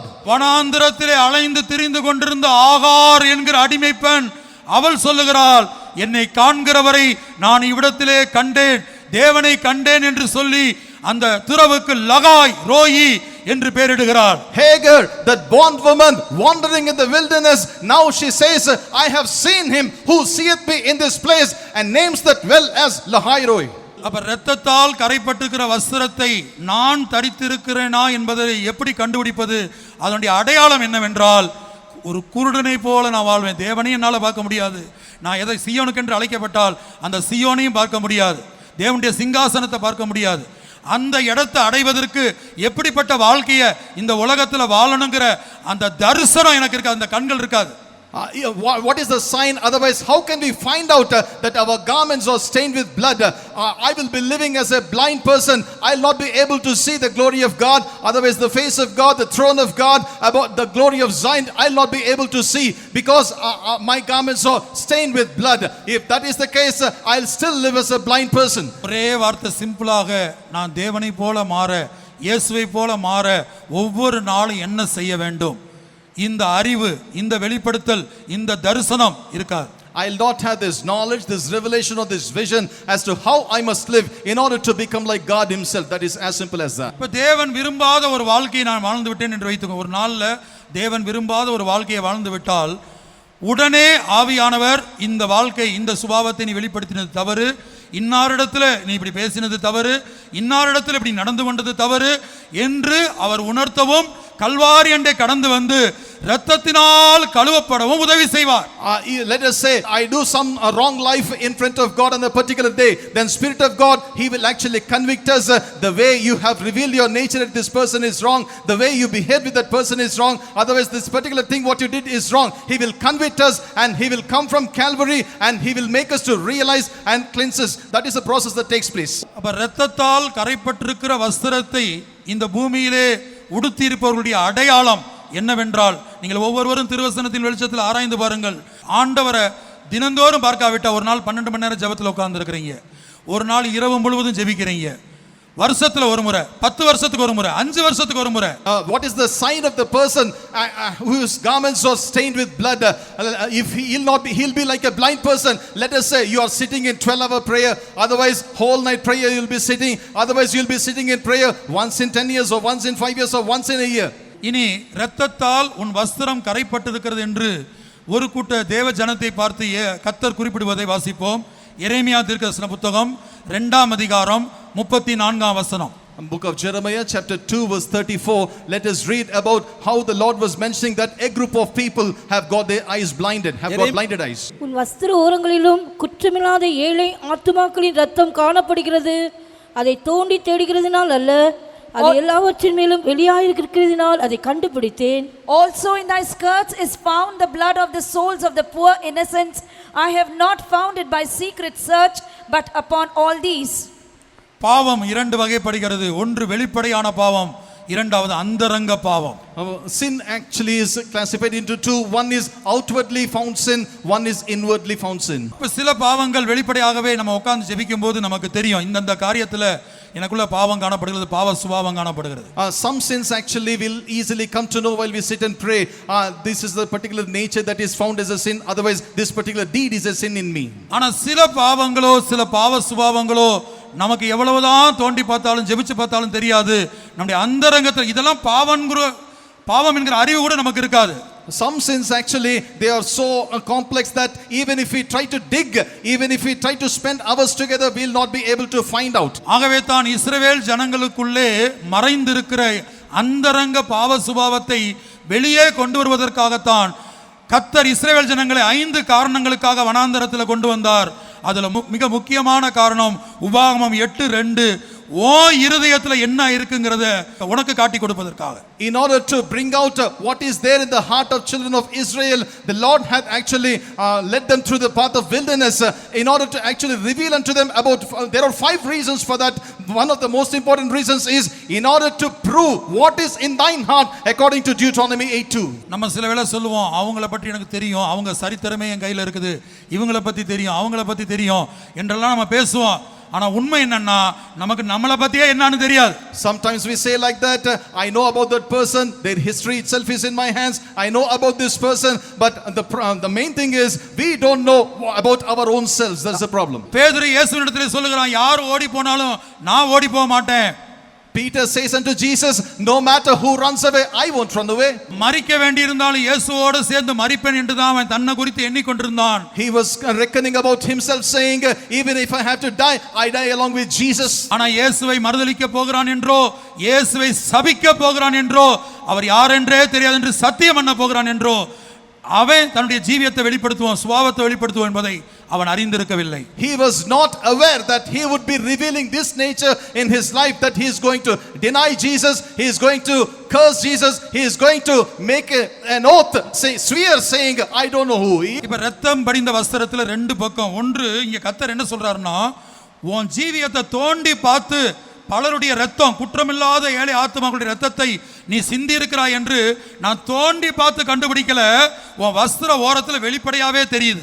Here the Lord says, in the skirts is found very evidently the blood of the souls of the poor innocents. I need not do a deep search, I need not dig out and find, they are visibly seen outside. இனி குற்றமில்லாத ஏழை ஆத்துமாக்களின் ரத்தத்தை சிந்துவது என்றால் என்ன என்று வேதத்தில் சில example பார்ப்போம். அப்ப நம்முடைய ஜீவியத்தில் நம்ம இதையெல்லாம் கடந்த காலத்தில் செய்திருக்கிறோம் என்பதை ஆவியானவர் இருந்தால், உங்களுக்குள்ளே ஆவியானவர் உயிரோடு இருந்தால், உங்களை விட்டு விலகாது இருந்தால் இப்போதே உணர்த்துவார்.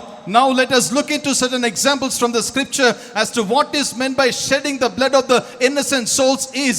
If the Spirit of God is still there abiding in you, if the Spirit of the Lord hath not departed from you, before the close of this meeting, He will convict you about this if it is found in our lives in the days past. வேதத்தில் பல மனிதர்கள் இருக்கிறார்கள், நான் ஒரு சிலரை மட்டும் சொல்றேன். முதலாவது coin. There are few men in the scripture. First I will talk about Cain. ஆதியாகமம் 4ஆம் அதிகாரம் 10ஆம் வசனத்தில் கர்த்தர் காயினை பார்த்து சொல்லுகிறார், உன் சகோதரனுடைய இரத்தத்தின் சத்தம் என்னை நோக்கி பூமியிலிருந்து கூப்பிடுகிறது. From Genesis chapter 4 verse 10 we read, the Lord was telling at Cain, the voice of thy brother's blood crieth unto me from the ground. ஆதியாகமம் 4:10. Kindly read from Genesis 4:10. உன் சகோதரனுடைய இரத்தத்தின் சத்தம் பூமியிலிருந்து என்னை நோக்கி கூப்பிடுகிறது. And he said, what hast thou done? The voice of thy brother's blood crieth unto me from the ground. கவனமா கேளுங்க. இரத்தத்தின் சத்தம், ஒருவேளை நம்ம வஸ்திரம் கரப்பட்டிருக்கலாம். காயினை பொறுத்த வரைக்கும் ஆபேலுடைய இரத்தம் அவனுடைய ஜீவியத்திலே காணப்படுகிறது. As far as Cain was concerned, the blood of Abel was seen in his life. அதுபோல நம்முடைய ஜீவியத்திலும் இப்ப கிருபையின் காலத்துல கொலை செய்யறதுனா என்னன்னா, கிருபையின் காலத்துல தன் சகோதரனை பகைக்கிறவன் அல்லது சகோதரியை பகைக்கிறவன் மனுஷ கொலைபாதகன். According to this New Testament law, murder is nothing but hating one brother or one sister is nothing but murder. ஒன்றியவான்ல படிக்கிறோம், வாசிக்க வேண்டிய அவசியம் இல்லை என்று நினைக்கிறேன். I believe this there is no need to read. We read this from 1 John. இப்ப coin என்கிற சகோதரன் தன்னுடைய சொந்த சகோதரனாகிய ஆபேலை ஏன் கொலை செய்தான்? Why did Cain kill his own brother, murder his own brother? ஆபேலுடைய இரத்தத்தை காயின் ஏன் சிந்தினான்? Why did Cain shed the blood of his own brother Abel? கர்த்தர் அந்த சொந்த சகோதரன் காயினுடைய சகோதரனாகிய ஆபேலை அங்கீகரித்தார், ஆசீர்வதித்தார். அவனையும் அவன் காணிக்கையையும் கர்த்தர் அங்கீகரித்தார். The Lord accepted him and his offering that is pertaining to Abel. காயினையும் அவர் அங்கீகரிக்கல, அவன் காணிக்கையும் அங்கீகரிக்கல. Lord did not accept Cain or his offering. இப்ப புதிய ஏற்பாட்டில் நாம் இயேசுவின் சுய இரத்தத்தினால் சம்பாதிக்கப்பட்டு ஒரு பரம தகப்பனுடைய பிள்ளைகளாக நாம் மாறி இருக்கிறோம். In this New Testament period, we are purchased by the blood of Lord Jesus Christ and we have become children of one heavenly Father. இப்போ இவருடைய சொந்த சகோதரனாக இருக்கிற இயேசுடைய இரத்தத்தினால் உண்டாக்கப்பட்ட ஐக்கியம் அது. This is a unity that has come from the blood of Lord Jesus Christ, and that's how he has become my brother. இப்போ இவருக்கு ஒரு உயர்வு வருகிறது. Let us say he gets a promotion or exaltation. நான் போய் சொல்றேன், இவர் ஆள் சரியில்லை, and I go now and tell that this person is not all right. இவர் அப்படி இப்படி, he is like that and he is like 10 this. வருஷத்துக்கு முன்னாடி இவர் இப்படி செய்தார், he did like this 10 years ago. இப்படி பல காரியங்களை சொல்லி இவருக்கு வர வேண்டிய உயர்வை நான் தடுக்கிறேன் என்று வைத்துக்கொள். Let us say இது ஒரு அனுபவம். Let us say I hinder his promotion, saying several things like this. This is one experience. இன்னொன்று, இவர் எங்கேயோ ஒரு இடத்துல இருக்கிறார், இவர் ஏதோ ஒரு காரியத்தை செய்து விட்டார் என்று பல செய்திகள் வருகிறது. I get certain rumors that he did something because he is living in far away place. Let us say. அப்ப அதை நான் நம்பி விசுவாசித்து அந்த செய்தியை நான் ஒரு 10-100 பேர்ட்ட சொல்றேன். Let us say I believe those rumors and I spread those rumors to 10 others. யோசேப்புக்கு சம்பவித்தது, போத்திபாருடைய மனைவிதான் பாவம் செய்தால், ஆனா யோசேப்புடைய வஸ்திரம் அவரிடத்துல எவிடன்ஸாக ஆதாரமாக இருந்தது.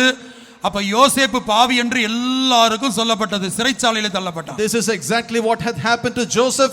It was Potiphar's wife who committed sin, but the evidence that was left in the hands of Potiphar's wife was the garment of Joseph. Therefore it was published throughout that it was Joseph who was committed wrong, and that's how he was imprisoned. இப்படி பல செய்திகள், இவர் செய்யாத காரியத்தை இவர் செய்ததாய் கேள்விப்படும் போது ஆவிக்குரிய ஜீவியத்தில் இயேசுவை போல வளர்ந்து போறவராக இருந்தால், பாளையத்துக்கு புறம்பே அவருடைய நிந்தையை சுமந்து நானும் போக வேண்டும் இயேசு பட்ட நிந்தைக்கு முன்பாக, அவமானத்துக்கு முன்பாக இது எம்மாத்திரம் என்று அவர் கடந்து போவார். ஒருவேளை ஆவிக்குரிய ஜீவிதத்தில் வளர்ச்சி குறைவாயிருந்தால் சில வேளை ஒரு இடறி போவதற்கு அது வாய்ப்பாக இருக்கிறது. If these kind of rumors come about one person, there are two kinds of chances. One, if he is really a spiritually progressing person, he would actually continue to progress in his spiritual life, saying the way Jesus went outside the camp, outside the gate, suffering the reproach, even so would I go.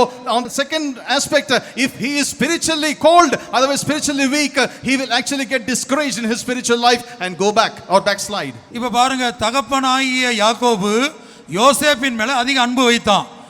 இதற்காக மற்ற எல்லா சகோதரர்களும் அந்த யோசேப்பை பகைத்தது மாத்திரமல்ல, கொலை செய்ய முயற்சிக்கிறார்கள். இரண்டாவது, தண்ணீர் இல்லாத வெறுங்குழியில தூக்கி போடுறாங்க. Jacob loved Joseph the most. Considering this, all his brothers actually not only they had developed enmity against Joseph, but also they were putting him in a pit or the well where there was no water. இப்போ ஒரு ஆள் மேல் நமக்கு இருக்கிற பகை, ஒரு ஆள் மேல் நமக்கு இருக்கிற வெறுப்பு, அதை வைத்து நம்ம என்ன செய்கிறோம்? சில வேளை அவர்களை குழியில தூக்கி போடுறோம். And now let us say the enmity, otherwise the hatred we have against a person make us to take that person and put him into a pit. அப்போதே நம்முடைய ஜீவியமாகிய வஸ்திரம் இரத்தத்தால் கரைப்பட்டு விட்டது. சில வேளை அது நமக்கு தெரியாது. ஆனால் நம்மால் பாதிக்கப்பட்டவர்கள், நம்மால் வேதனைப்பட்டவர்கள், நம்மால் தினந்தோறும் கண்ணீர் வடிக்கிறவர்கள், அவருடைய இரத்தத்தின் சத்தம் தேவனை நோக்கி கூப்பிடும். Then itself our garment is stained by blood. At that point of time we might not be convicted, we might not know about that, but the cry, the tears of the prayers of those who are affected and those who are undergoing pain as an action, as a result of your action, or crying in the presence of God, and their voice has gone to the presence of God. அப்ப வருகையில் எடுத்துக்கொள்ளப்படுகிற சபை எப்படி இருக்கணும்னா, ஒரு அவயம் பாடுபட்டால் எல்லா அவயமும் அவங்களோட சேர்ந்து பாடுபட வேண்டும். ஒரு அவயம் உயர்த்தப்பட்டால், மகிமைப்பட்டால் மற்றவங்க சந்தோஷப்பட வேண்டும். The church that needs to be caught up in the coming of the Lord, how it must be.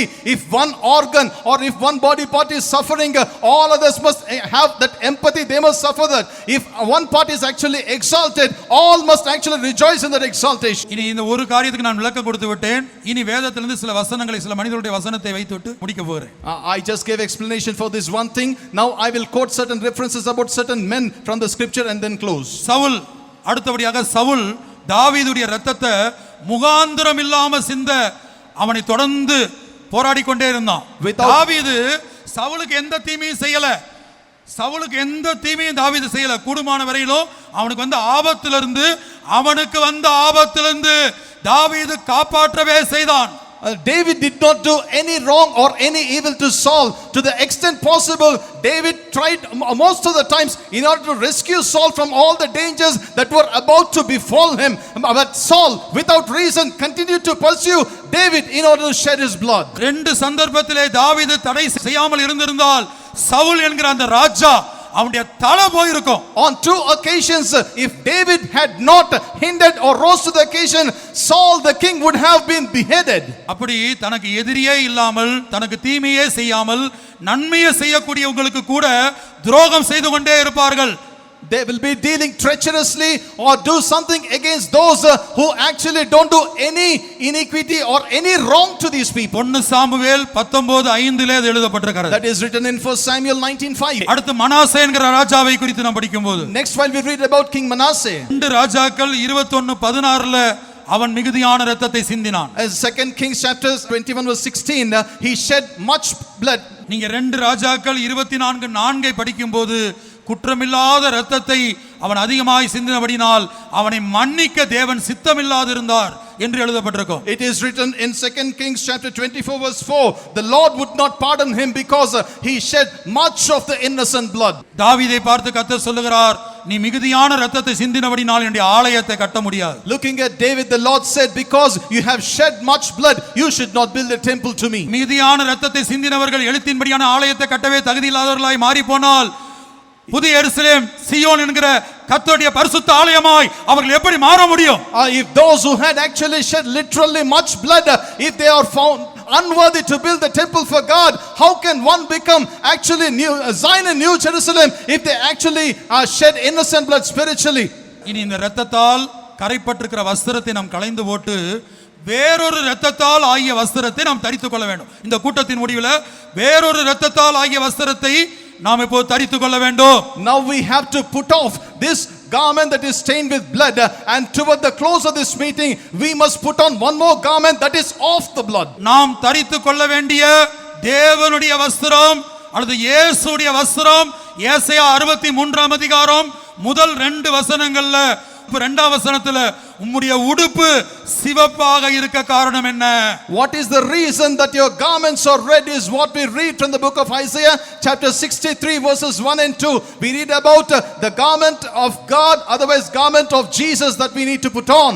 இதோ இயேசு நம் மத்தியிலே மகத்துவமானவராக ஏதோமிலிருந்தும் அதிலுள்ள போஸ்ரா பட்டணத்திலிருந்தும் எழுந்தருளினவராக இந்த முதலாம் நாளிலே இந்த ராமனுத்தி நகருக்கு கடந்து வந்திருக்கிறார். Lord Jesus Christ hath come as one who is majestic, who hath risen from Edom with dyed garments from Bosra unto this Ramothi Nagar tonight. ஏசாயா 63 முதல் 2 வசனம் இங்கிலீஷ்ல மட்டும் வாசிங்க.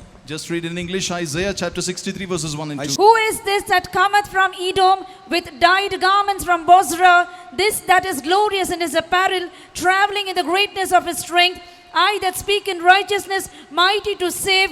Wherefore art thou red in thy apparel, and thy garments like him that treadeth in the wine fat? உம்முடைய உடுப்பு சிவப்பாகவும் உம்முடைய வஸ்திரங்கள் ஆலயம் மிதிக்கிறவன் வஸ்திரங்கள் போலவும் இருக்கிறது என்ன என்று இரண்டாம் வசனத்தில் கேட்கப்பட்டிருக்கு. In second verse it is question, wherefore art thou red in thine apparel, and thy garments like him that treadeth in the wine fat? ஏதோமிலும் அதிலுள்ள போஸ்ரா பட்டணத்திலும் இருந்து சாயந்தீர்ந்த வஸ்திரமுடையவராகவும் மகத்துவமாய் உடுத்திருக்கிறவராகவும் தமது மகத்தான வல்லமையிலே எழுந்தருளினவராகவும் வருகிற இவர் யார்? Who is this that cometh from Edom with dyed garments from Bosra? This that is glorious in his apparel, traveling in the greatness of his strength. நீதியாய் பேசி ரட்சிக்க வல்லவராகிய நான் தானே, அவரே இயேசு. I that speak in righteousness and mighty to save, it is Jesus himself. அப்ப இயேசுடைய வஸ்திரம் இரத்தத்தால் ஆன வஸ்திரமாய் இருந்தது.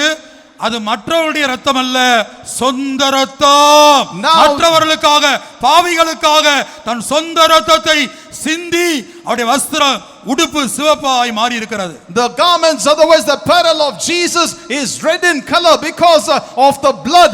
It is not the blood of others, but it is his own blood that was shed for others, for that blood that was shed for sinners. இதற்கு சில ஆழமான சத்தியங்கள் இருக்கிறது, நாளை தினத்தில் சொல்லுகிறேன். There are a few more deeper doctrines in this. Tomorrow I shall share them with you. இப்ப வெளிப்படுத்தல் 19ஆம் அதிகாரத்தில் அர்மகதோன் யுத்தம், இந்த உலகம் அழியும் போது அது எப்படி இருக்கும் என்று யோவான் தரிசனத்திலே பார்க்கிறார். Now John the apostle was seeing in a vision as to how it will be toward the end of this world, and we read about this war battle of Armageddon in chapter 19 of Revelation. அந்த தரிசனத்திலே கர்த்தராகிய இயேசு கிறிஸ்து வெள்ளை குதிரையின் மேல் ஏறி வருகிறார்.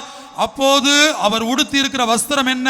வெளிப்படுத்தல் 19:13 இரத்தத்தால் தோய்க்கப்பட்ட வஸ்திரத்தை உடுத்தி வருகிறார். In that vision he saw Jesus coming or riding horseback on a white horse. What was the clothing that Jesus had at that point of time? That was a clothing, a vesture dipped in blood. நாம் எல்லாரும் எழும்பி நிற்போம். Shall we all stand? 2 நிமிடங்கள் மட்டும் தான் அந்த கூட்டம் முடிந்து விடும். We shall close this meeting in 2 minutes. முதலாவது, என் ஜீவியமாகிய வஸ்திரம் இரத்தத்தால் கரைப்பட்டிருக்கிறது.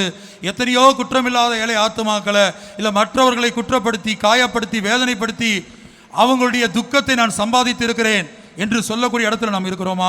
Are we in such a place where we say, yes, my garments are stained with blood, I have actually become a cause and a reason for others' blood, innocent blood of souls to be shed, because I pained others, I have offended others, I have grieved others. இதோ இந்த முதலாம் நாளிலே கர்த்தராகிய இயேசு கிறிஸ்துவுடைய இரத்தம் தோய்க்கப்பட்ட வஸ்திரம் சிவப்பான உடுப்பை குறித்து உங்களுக்கு அறிவிக்கிறோம். Lo, on this first night we declare unto you about that garment that is made red, being dipped in the blood of Jesus. இந்த இரத்தம் தோய்க்கப்பட்ட வஸ்திரத்தை மணவாட்டியாய் மாற வேண்டிய நாம் பெற்றுக்கொள்ள வேண்டுமானால், if we who are supposed to become bride would like to get this garment that is dipped in the blood of Jesus, இந்த இரத்தம் தோய்க்கப்பட்ட வஸ்திரத்துக்கு மற்றொரு பேருதான் ஏசாயா 61:10 சொல்லப்பட்ட ரட்சிப்பின் வஸ்திரம். the other name for this garment that is dipped in blood, another name for this is a garment of salvation. இப்ப இந்த இரத்தம் தோய்க்கப்பட்ட வஸ்திரத்துக்கு 2 பக்கம் இருக்கு. ஒன்று, நம்முடைய பாவங்கள் எல்லாம் மன்னிக்கப்பட முடியாய் நாம் ரத்தம் தோய்க்கப்பட்ட வஸ்திரத்தோடு இருக்கிறேன் என்பதை அறிக்கை பண்ணி இயேசுவின் ரத்தத்தினால் நம்முடைய ஜீவியம் நிரப்பப்படுவது உச்சந்தலை முதல் உள்ளங்கால் வரை இப்போது இயேசுவின் ரத்தத்தினால் அவர் உன்னை நனைத்து ரத்தம் தோய்த்த வஸ்திரமாய் உன் ஜீவியத்தை இப்போதே மாற்றுகிறார். There are two aspects for this garment that is dipped in blood. The first aspect is right now if our garments are found with blood, stained with blood, he will actually pour his blood upon you right from the pate of your head to the sole of your feet. He will wash you with his own blood, and that's how you will be clad with the garment dipped in blood of Jesus. அதற்கு நீ பரிசுத்தவானாய் இருக்க வேண்டிய அவசியமில்லை, ஜெபிக்கிறவனாய் இருக்க வேண்டிய அவசியமில்லை. நீ பாவியாய் இருந்தாலும் எப்பேற்பட்ட பாவியாய் இருந்தாலும் ஒரு நொடி பொழுது எனக்காக ரத்தம் சிந்தின என் இயேசுவே, எனக்காக சிலுவையிலே தொங்கிக் கொண்டிருக்கிற என் இயேசுவே என்று அறிக்கையிடு. You need not be a holy person or a saint. You need not be a man who is given to prayer. No matter, even if you are a sinner, even if you are a grave sinner, just for a moment, if you can cry out saying, Jesus who hath died for me, for my sins, wash me with your blood. If you can cry out. இரண்டாவது அனுபவம் இயேசுவை போல மற்றவருடைய பாவங்களுக்காக மற்றவங்களுடைய அக்கிரமங்களுக்காக நம்ம உபவாசித்து ஜெபித்து கண்ணீர் விட்டு சிலவேளை அந்த பாவங்களை நம்மேல் ஏற்றுக்கொண்டு நம்முடைய வஸ்திரம் இயேசுவின் வஸ்திரத்தை போல இரத்தத்தால் தோய்க்கப்பட்ட வஸ்திரமாய் மாறுவது, அது இரண்டாவது அனுபவம். Second experience is for the sins of others, for the iniquities of others, we bearing them on ourselves, and if we have prayed and cried in the presence of God, our garments also will be stained with blood, but that is the like Jesus. இதோ கண்களை மூடி கல்வாரியை நோக்கி பாருங்கள். Now please close your eyes and look at Calvary. யாக்கோபை போல like Jacob, 20 வருடம் ஒரு பெண்ணுக்கு அடிமையாக இருந்தான். he was under bondage for 20 long years for a woman. உன் ஜீவியம் எப்படி இருந்தாலும், no matter how your life is, விசுவாசியா இருந்தாலும் ஊழியரா இருந்தாலும் உன் ஜீவியம் எந்த நிலவரத்தில் இருந்தாலும், in whatever state your life might be, whether you are a servant of God or a believer, கல்வாரியை நோக்கி நீ பார்ப்பாயானால், if you can look at Calvary, சொட்டு சொட்டாய் அந்த இரத்தம் இறங்கி உன்மேல் வந்து விழுவதை, உன் ஜீவியமாகிய வஸ்திரத்தை இரத்தத்தின் வஸ்திரமாய் மாற்றுவதை நீ உணரலாம். you can realize that blood dropping upon you, drop by drop, drop by drop, drop by drop, and it is actually converting your garment that is stained with blood into the one that is red like Jesus. விலையேற பெற்ற திரு ரத்தமே அவர் வேளாவினின்று பாயுதே,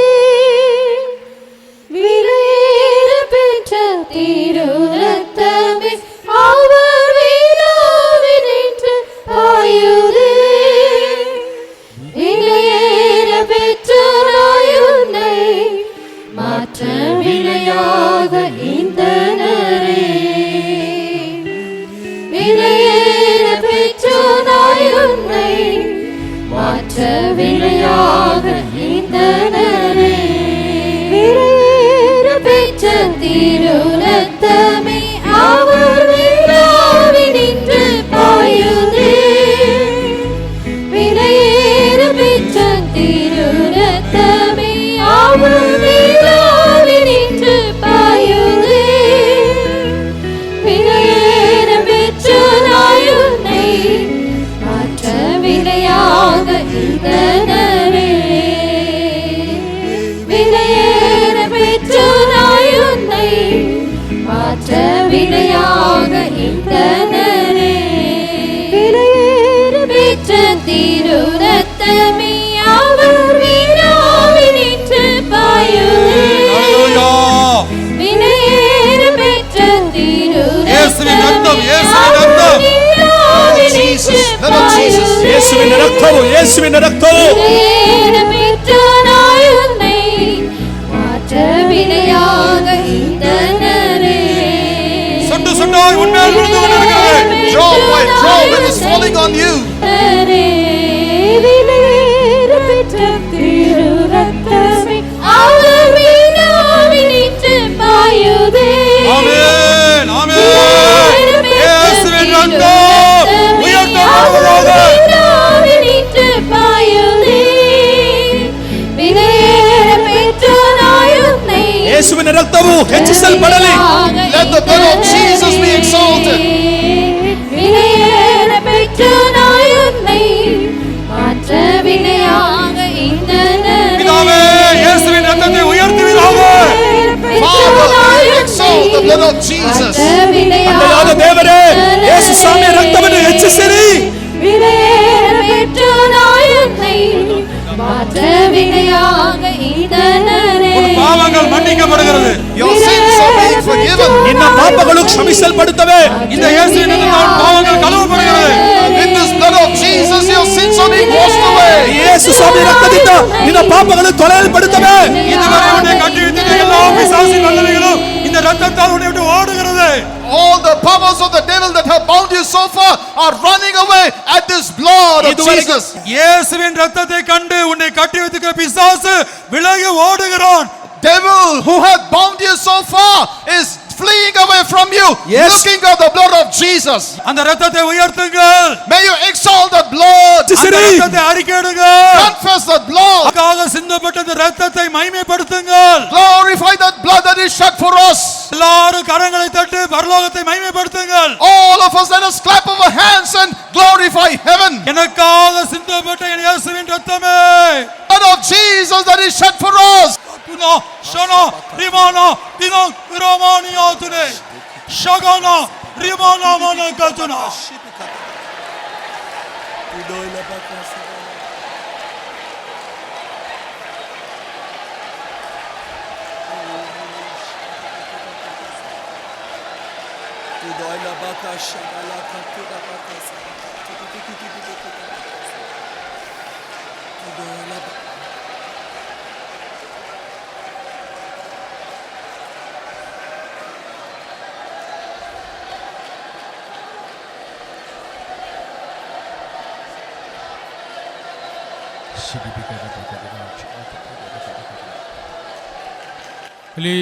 Hallelujah.